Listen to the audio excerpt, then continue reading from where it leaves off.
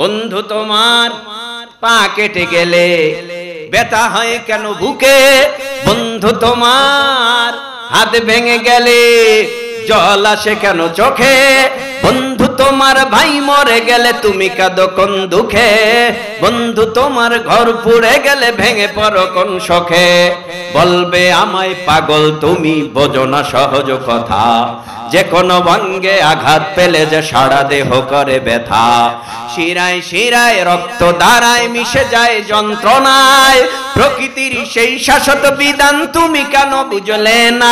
ওগো বন্ধু আমার, তাহলে এবার আসল কথাটা শোনো, সারা দুনিয়ার মুসলমানের ভেদা ভেদে নাই কোনো। ওগো বন্ধু আমার, তাহলে এবার আসল কথাটা শোনো, সারা দুনিয়ার মুসলমানের ভেদা ভেদে নাই কোনো। উত্তর হতে দক্ষিণ মেরু সকল মুসলমান, সাদা কালো আর ধনী গরিবি সবে এক দেহ এক প্রাণ মুসলমান। আমি তো মুসলমান, তুমি তো মুসলমান, সবাই তো মুসলমান, ঠিক কি না? ওয়ালাকিন্না আযাবাল্লাহি শাদীদ।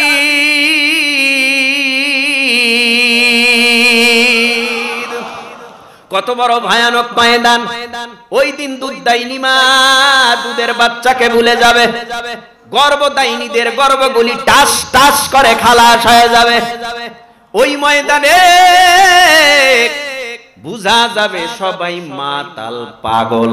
আসলে কেউ মাতালো না, কেউ পাগলও না, আল্লাহর ভয়ে সবাই দিশেহারা হয়ে যাবে। কত বড় এক ময়দান ওই হাসরের ময়দান! মালিক ইয়াউমিদ্দিন, বিচার দিনের মালিক হলো আমার আল্লাহ। আল্লাহ নিজে ওই কিয়ামতের ময়দানে বিচার করবে। হাকিম আল্লাহ, উকিল মুহাম্মাদুর রাসূলুল্লাহ সাল্লাল্লাহু আলাইহি ওয়াসাল্লাম। যদি কষ্ট না হয় একটু লম্বা হলেও কিছু বয়ান করে যাব, আপনারা কি ধৈর্য হারাবেন? ভাইরা আমার, আমার নবী হবে উকিল, আল্লাহ হবে হাকিম। আর এমন উকিল যেই উকিলের ওকালাতি এত সুন্দর হবে, হাকিম সাথে সাথে নত হয়ে যাবে। আমার আল্লাহ হাকিম হইয়া বিচার করবে কিয়ামতের ময়দানে। হুঙ্কার দেবে, কে আছো? আজকের ক্ষমতা কার বলো? কোনো আওয়াজ নাই। আল্লাহ পাক রব্বুল আলামিন নিজেই বলবে, আমি তো বিচারক, আমি বিচার করব। অন্যদিকে জাহান্নামের আওয়াজ, জাহান্নাম কি বলে আওয়াজ দেয়? আল্লাহ বানাইলা কবে? এখনো পর্যন্ত এক লোকমা খানাও খাওয়াও নাই। ও আল্লাহ, খানা দাও, ক্ষুধা লাগছে। আল্লাহ বলে, অপেক্ষা কর, আমি আল্লাহ বিচারের কাজটা সমাধা করিয়া বেনামাজি দিয়া তোর পেট ভরিয়ে দিব। আমি আল্লাহ মিথ্যাখোর দিয়া পেট ভরিয়ে দিব, হারামখোর দিয়া পেট ভরিয়ে দিব, সুদখোর ঘুষখোর দিয়া পেট ভরিয়ে দিব। অপেক্ষা কর, কিয়ামতের ময়দানে আমি আল্লাহ নিজে তোদের পেট ভরাইয়া দিব। তবে এখন না, ক্ষুধার্ত জাহান্নাম আওয়াজ দিয়া বলে, খানা দাও। আল্লাহ বলে, অপেক্ষা কর, বিচারের কাজটা সমাধা করি, এরপরে তোদের আসুদা মতো তোদের খানা পাবি। এইভাবে আখিরি জামানার পয়গম্বর মুহাম্মাদুর রাসূলুল্লাহ সাল্লাল্লাহু আলাইহি ওয়াসাল্লাম, এইদিকে সমস্ত নবীরা নাফসি, আমার নবী আপনার নবী, ইয়া উম্মতি, নবী কাঁদবে উম্মতের জন্য, অন্য নবীরা কাঁদবে নিজের জীবন বাঁচাবার জন্য। সমস্ত নবীদের আওয়াজ হবে, আমাকে বাঁচাও। আমার নবী বলবে, আমার উম্মত বাঁচাও। আমার নবী বলবে, আমার উম্মত গুলি বাঁচাও, আমার উম্মত যেন জাহান্নামে না যায়, আমার উম্মত যেন জাহান্নামে না খায়। ও আল্লাহ আমার উম্মত যদি জাহান্নামে যায় আমি নবী কিন্তু তোমার জান্নাতে যাব না। মায়ার নবী মাকামে মাহমুদ মর্যাদাপূর্ণ জায়গা সিজদায় পড়ে কান্নার আওয়াজ।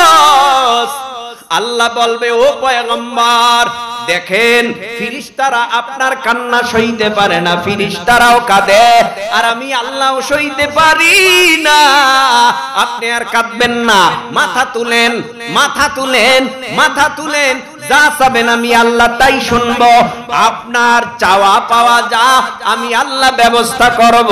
আল্লাহ পাক রব্বুল আলামিনের নবীকে আমার আল্লাহ ডেকে বলবে ইয়া মুহাম্মদ ইরফা রাসাকা ওয়াসাল তুতা ওয়াশফা তুশফা। ও পয়গম্বর আপনার কাঁদতে হবে না, মাথাটা তুলেন। নবী মাথা তুলবে, মাথা তোলার পর আল্লাহ নজর করে তাকায় দেখবে মায়ার নবীর চোখের পানিগুলো গাল বেয়ে পড়বে।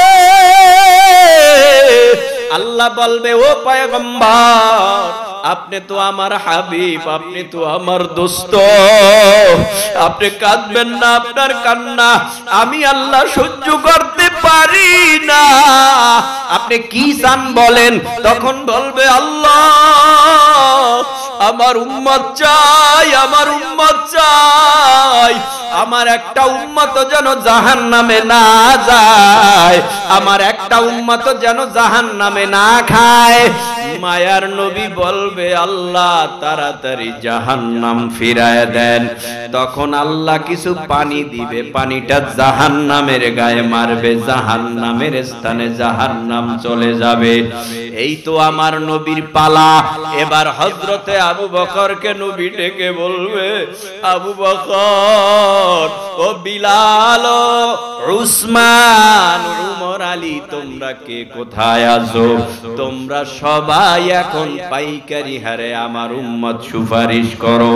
আল্লাহ অর্ডার করছে আমাকে শাফাআত করার জন্য। নবী বলবে তোমরাও সবাইকে যারে যেখানে পাও সুপারিশ কইরা জান্নাতের মেহমান বানায় দাও। এবার জান্নাতে চলে যাবে মায়ার নবী। অন্যদিকে আমার আল্লাহ নিজে জান্নাতীদের সঙ্গে সাক্ষাৎ করবে। এ ভাই আমাদেরকে কত গালি দেন, তারপরেও আমরা পায়ে ধরি, হাতে ধরি, আমাদেরকে গালি দেন, তারপরেও বলি জাহান্নামের আযাব সহ্য করতে পারবা না। ভাই কত অনুনয় বিনয় করে কান্নার আওয়াজ দিয়া সারা বাংলাদেশের মানুষদের বুঝাই, তারপরেও গালি দেয়। দাও ভাই, কিন্তু কিয়ামতের ময়দানে যদি তোমার হাতের মধ্যে জাহান্নামের আগুনের হ্যান্ডকাপ লেগে যায়, ওই দিন তো আফসোস করবা আর বলবা আহ কেন আলেমদের কথা শুনলাম না, কেন মসজিদের ইমামের কথা, খতিবের কথা শুনলাম না, কেন বক্তার কথা শুনলাম না, কেন আহলে হক পীর মাশায়েখের কথা শুনলাম না। যদি শুনতাম আজকে জাহান্নামের আগুনের হ্যান্ডকাপ আমার হাতে লাগতো না, আজকে জাহান্নামের আগুন ভোগ করা লাগতো না। এই বলে আফসোস করবে। আল্লাহ পাক বিচার করবে কত সূক্ষ্ম ভাই জানেননি? ফামাইয়া আমাল মিসকালা যাররাতিন খায়রান ইয়ারা ওয়া মান ইয়ামাল মিসকালা যাররাতিন শাররান ইয়ারা। এক যাররা পরিমাণ নেক থাকলেও ওটা আল্লাহ গোপন রাখবে না। এক যাররা পরিমাণ নেক তোমারটা আমারটা তোমারে আমারে বুঝাইয়া দিবে। এরপরে এক যাররা পরিমাণ গুনাহ থাকলেও এর সাজা জাহান্নামের আগুনে ভোগ করা লাগবে। আল্লাহ পাক রব্বুল আলামিন বলেন তোমার আমলনামা তোমার কাছে, তোমার বাবার কাছে না। তোমার আমলনামায় কত গুনাহ কত নেক এটা তোমার বাবার আমলনামায় না। তোমার বাবার আমলনামা তোমার বাবার কাছে থাকবে, মায়ের আমলনামা মায়ের কাছে, ভাইয়ের আমলনামা ভাইয়ের কাছে, পীরের আমলনামা পীরের কাছে, আর আমার আপনার আমলনামা আমার আপনার কাছে। মালি হাযাল কিতাব লা ইউগাদিরু সাগীরাতান ওয়ালা কাবীরাতান ইল্লা আহসাহা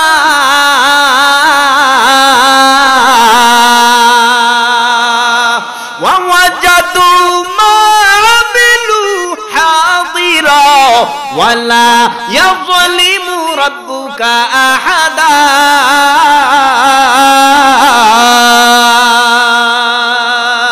এটা এমন একটা আমলনামা, লা ইউগাদিরু সগীরাতাম ওয়ালা কাবীরা। ছোট নেক আমলনামায় জমা হয়, বড় নেক আমলনামায় জমা হয়। ছোট পাপ আমলনামায় জমা হয়, বড় পাপ আমলনামায় জমা হয়। লিপিবদ্ধ করনে ওয়ালা সাংবাদিক ফেরেশতারা তোমার আমার গোটা হায়াতি জিন্দেগি লিপিবদ্ধ করতেছে। এমনটা হবে না আল্লাহ জুলুম কইরা তোমারে আমারে জাহান্নামে পাঠাবে, জুলুম কইরা জাহান্নামে পাঠাবে। কথা কন না কেন? জুলুম করবে আল্লাহ কারো উপরে না, আওয়াজ দেন না কেন? জুলুম করবে আর আওয়াজ দেবেন কি? যেই রাত হইছে এরপর আর আওয়াজ আইনি, সবার দরজা বন্ধ হয়ে গেছে। এই রাত্রে যদি যাইয়া কারো বাড়িতে কর, এই দরজা খোলো, কেউ মনে করবে চোর, নাইলে ডাকাত, নালে এই রাত্রে কে আইছে? আরে ভাই আল্লাহ কেমন জানেন? লা তাখুযুহু সিনাতু ওয়ালা নাওম। আল্লাহ কয় আমার তন্দ্রাও নাই, জিমানিও নাই, ঘুম নাই। তোরা যদি আমার কাছে গভীর রাত্রে আমার কাছে কিছু চাওয়ার মতো চাও, আমি আল্লাহ তো দেওয়ার জন্য প্রথম আসমানে আসছি। তোরা এখন যা চাবি তাই পাবি। সুবহানাল্লাহ। বাড়ি গিয়া কইবেন, আরো জোরে বলেন, আরো জোরে বলেন। ভাই কেউ কারো উপরে রাগ কইরেন না, যার যার আমলনামা তার তার কাছে। আল্লাহ তাজিরু ওয়াজিরাতুন ওয়াইজরা উখরা, আল্লাহ তাজিরু ওয়াজিরাতুন ওয়াইজরা উখরা।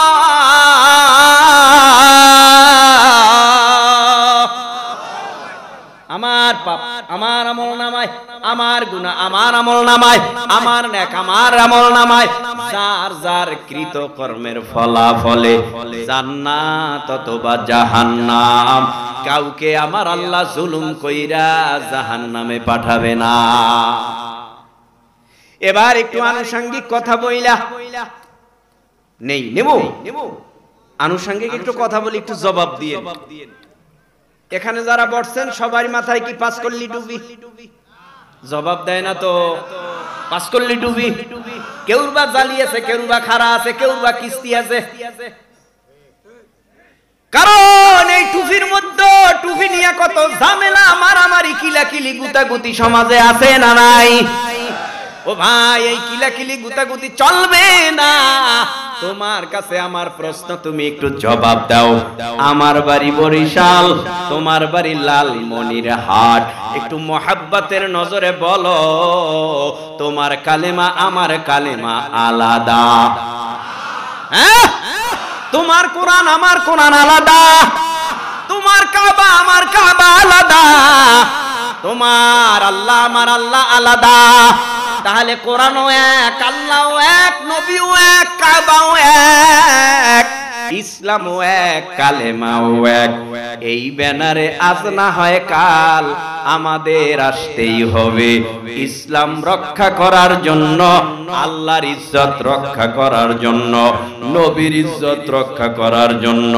যদি কোনো বেঈমান আল্লাহকে গালি দেয়, নবীরে গালি দেয়, কোরআনকে গালি দেয়, কালেমাকে গালি দেয়, খানায় কাবা বাইতুল্লাহকে উপহাস করে, তখন আমরা সব কালেমাওয়ালা মুসলমান এক ব্যানারে আইসা ওই বেঈমানের কোমর পিটাইয়া ভেঙে দিতে হবে। বন্ধু তোমার পা কেটে গেলে ব্যথা হয় কেন বুকে? বন্ধু তোমার হাত ভেঙে গেলে জল আসে কেন চোখে? বন্ধু তোমার ভাই মরে গেলে তুমি কাঁদো কোন দুঃখে? বন্ধু তোমার ঘর পুড়ে গেলে ভেঙে পড়ো কোন শোকে? বলবে আমায় পাগল তুমি, বোঝো না সহজ কথা, যে কোনো অঙ্গে আঘাত পেলে যে সারা দেহ করে ব্যথা। শিরায় শিরায় রক্ত ধারায় মিশে যায় যন্ত্রণায়, প্রকৃতির সেই শাশ্বত বিধান তুমি কেন বুঝলে না? ওগো বন্ধু আমার, তাহলে এবার আসল কথাটা শোনো, সারা দুনিয়ার মুসলমানের ভেদা ভেদে নাই কোনো।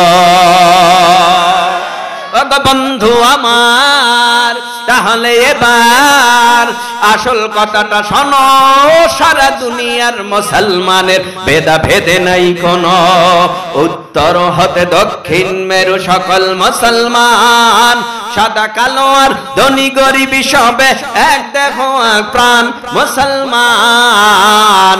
আমি তো মুসলমান, তুমি তো মুসলমান, সবাই তো মুসলমান, ঠিক কি না? হে যুবক, তুমি বাঙালি হও কিংবা ইন্ডিয়ান, কিংবা জার্মানি জাপানি কিংবা চাইনিজ রাশিয়ান, স্প্যানিশ ড্যানিশ ফরাসি কিংবা ব্রিটিশ আমেরিকান, আরবি আজমি ইরানি তুরানি তুর্কি বা আফগান, মুসলমান আমি তো মুসলমান, তুমি তো মুসলমান, সবাই তো মুসলমান।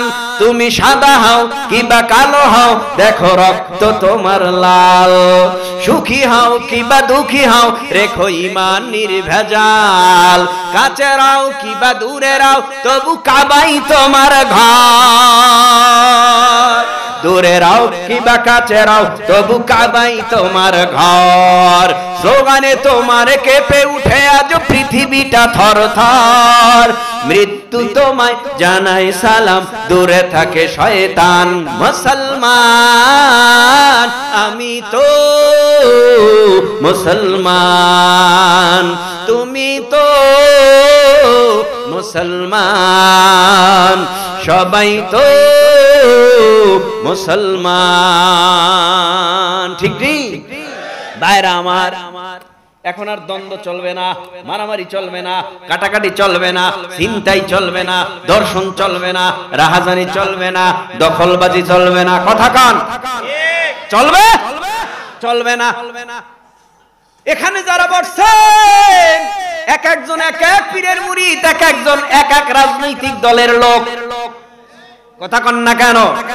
কিন্তু ইসলামিক যত দল আছে এর মধ্যে যারা আছি মাশাআল্লাহ, আমরা যারা ঠিক মতো 5 ওয়াক্ত নামাজ পড়ি, একজন বা 5 ওয়াক্ত নামাজি ইসলামিক যে কোনো একটা দলকে সাপোর্ট করেই থাকে। কথা বুঝেন নাই মনে হয়? যারা নামাজ পড়ে কম বেশি ইসলামিক দলগুলো, রাজনৈতিক দলগুলোর একটা সাপোর্ট করেই থাকে, হয়তোবা ইসলামী আন্দোলন, নয়তোবা হেফাজত জমিয়ত খেলাফত, নয়তোবা জামাতে ইসলাম, কথা কন না কেন? করেনি করে। তবে আমাদের মধ্যে কোনো দ্বন্দ্ব রাখা যাবে না, আমাদের মধ্যে কথা থাকবে এক, কালেমা যেহেতু এক। আমরা রাজনৈতিক ব্যানারে ভিন্ন ভিন্ন ব্যানার থাকতে পারে, অনইসলামিক রাজনৈতিক দল যারা আছে তাদের চিন্তা থাকবে পার্লামেন্টে কোরআনে আইন, কথা কয় না কেন? অনইসলামিক রাজনীতি যারা করে এদের কি চিন্তা থাকবে পার্লামেন্টে কোরআনে আইন হোক, কোরআনী আইন হোক। এরা চাবে না। কারা চাইবে? ইসলামী আন্দোলন চাইবে, জামাত ইসলাম চাইবে, অথবা খেলাফত হেফাজত জমিয়ত যারা করে এরা চাইবে। কারণ ইসলাম দিয়া এই দেশটাকে কোরআন দিয়া সাজাইতে যাবে। এই যে মুসলমান এই 53 বছর দেশ স্বাধীন হওয়ার পর থেকে এই পর্যন্ত কত শাসন দেখলাম, এরশাদের শাসন দেখলাম, শেখ মুজিবুরের শাসন দেখলাম, হ্যাঁ, জিয়াউর রহমানের শাসন দেখলাম, দেখি নাই? কথা কয় না কেন? চোর বন্ধ হইছে, ডাকাতি বন্ধ হইছে, দখলদারি বন্ধ হইছে, হইছে? হয় নাই, হবেও না। তারা আইন কোনদিন কোরআনী পার্লামেন্টে করবে না, কিন্তু হুজুরেরা যদি ক্ষমতায় যায় ওই কোরআনী আইন দিয়া রাষ্ট্র পরিচালনা করলে, চোরাই চুরি করলেও চিন্তা ভাবনা করে করবে। কারণ কি, পার্লামেন্টে যদি আইন হয়ে যায় চোর ধরা খাইলেই তার কবজি কাইটা দাও। এই আইনটা চালু হইলে কেউ আর চুরি করার সাহস পাবে না। চোর বাটপার গুন্ডা বদমার সন্ত্রাস এরা এক সপ্তাহে তারের মতো সোজা হয়ে যাবে। আমরা চাই আমাদের ঐক্য হোক, চান না? আল্লাহ কবুল করুন। আল্লাহ তাআলা আমাদেরকে এখন এক বানায় দেখ। যেই 10টা ছেলে পাগড়ি ফেলেন, এদের মা বাবার কপাল যে কত ভালো, কত ভালো, কত ভালো। কোন দিকে ওয়াজ করবো, ওয়াজের কোন লাইন পেই না, যেই দিকে পারলাম কয়ে গেল। এদের কপাল কত ভালো জানেন?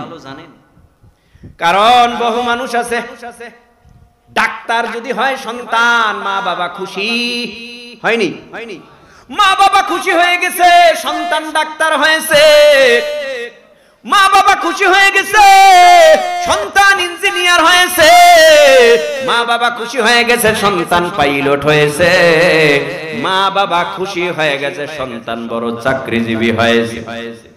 এই চিন্তা অনেকের মা বাবা করে না, মরণের পর আমার জানাজাটা কে পড়াবে।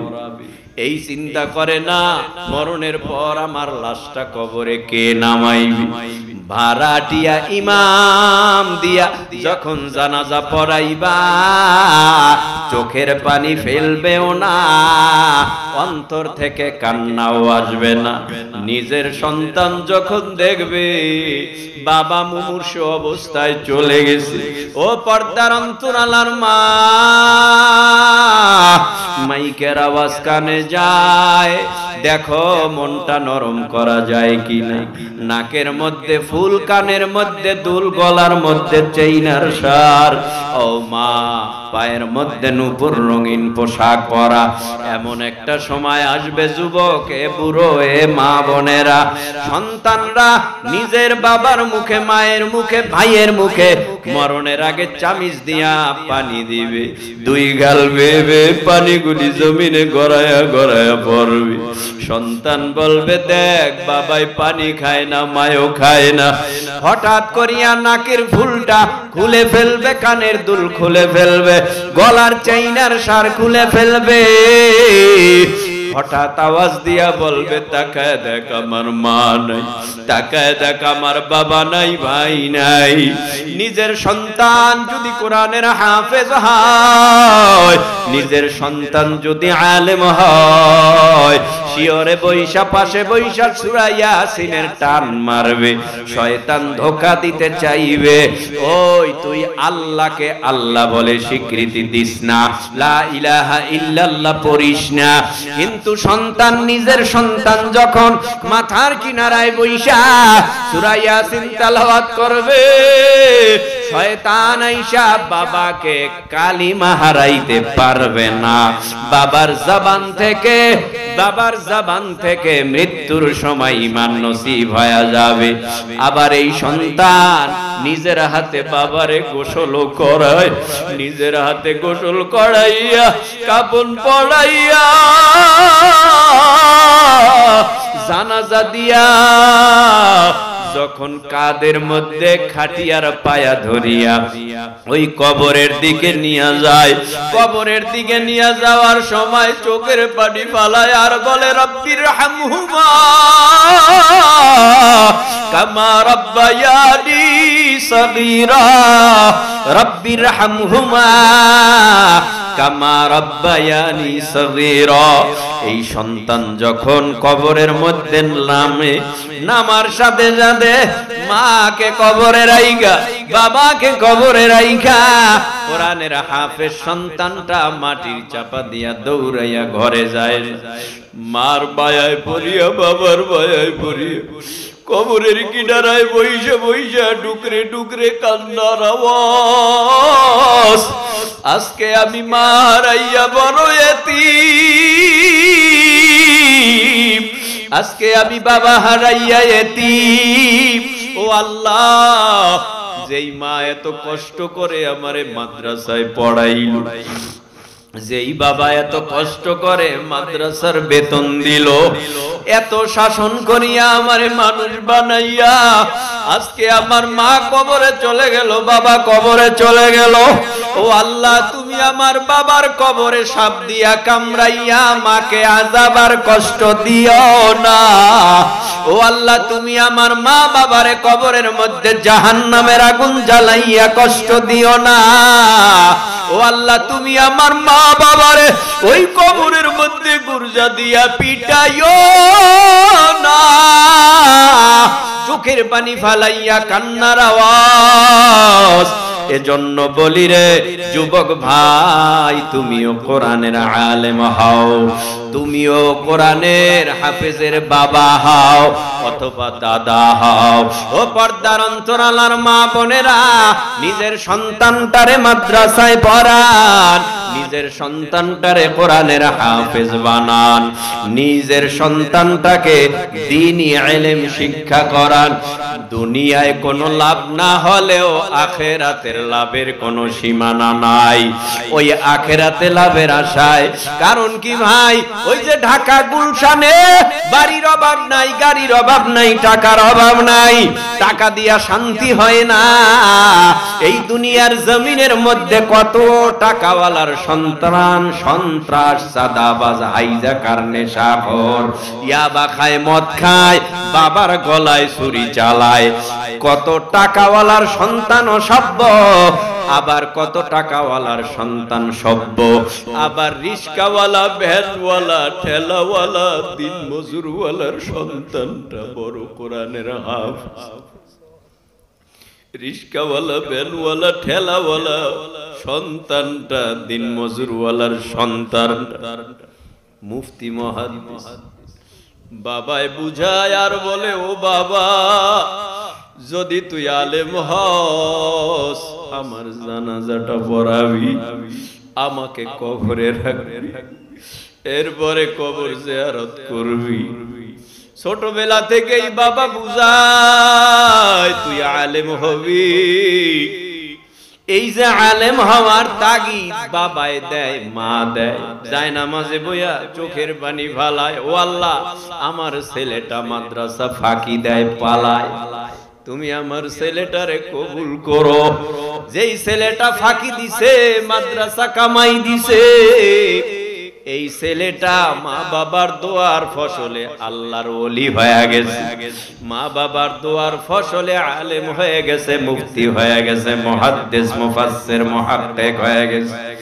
এজন্য বলি যুবক রে, মা বাবার দোয়া নিয়ে চলো, মা বাবাকে সম্মান করো।